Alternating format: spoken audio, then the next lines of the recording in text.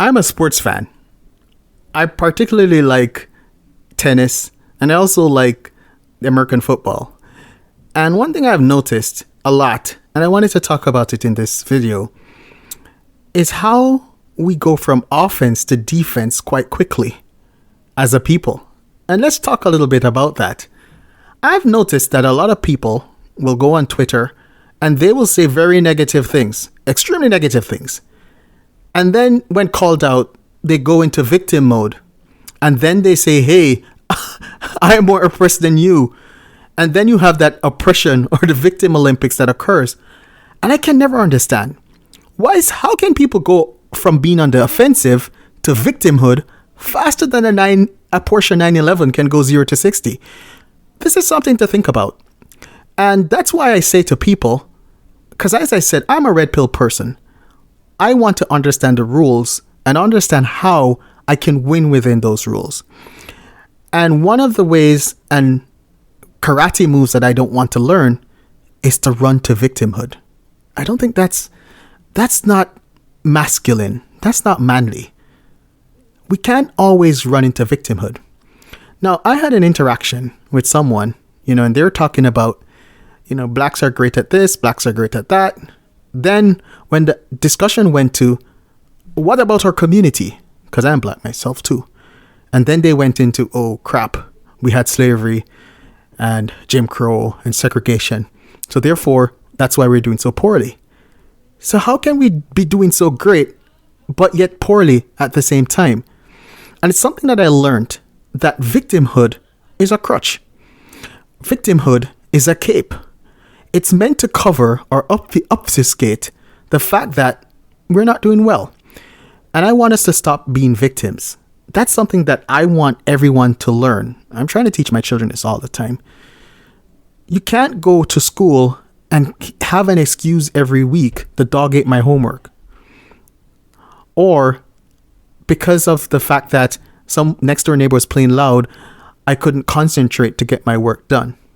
Like, we can't find an excuse for everything.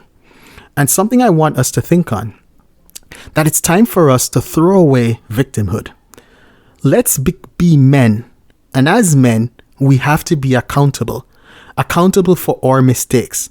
Accountable for our missteps. And then guess what? We can enjoy when we win. So let's start to throw away victimhood. That doesn't help us. Let's take accountability. And that really disgusting term, personal responsibility. Because that's important.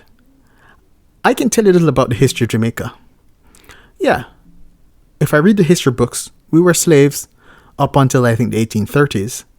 Then we were freed. People were given different plots of land. We're a colony of the United Kingdom or whatever. Or back then, I think it was called England. And at that time, people of African descent had limited rights. Today, then, you move forward in the 1940s, then you had the suffrage movement.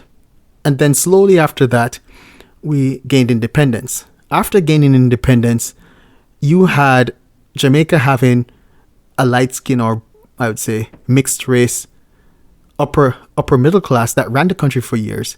And then you have had, unambiguous black men and women climbing the ladder from the lower class into the middle class, the lower middle class. Then quite a few are now in the upper middle class, the managerial class.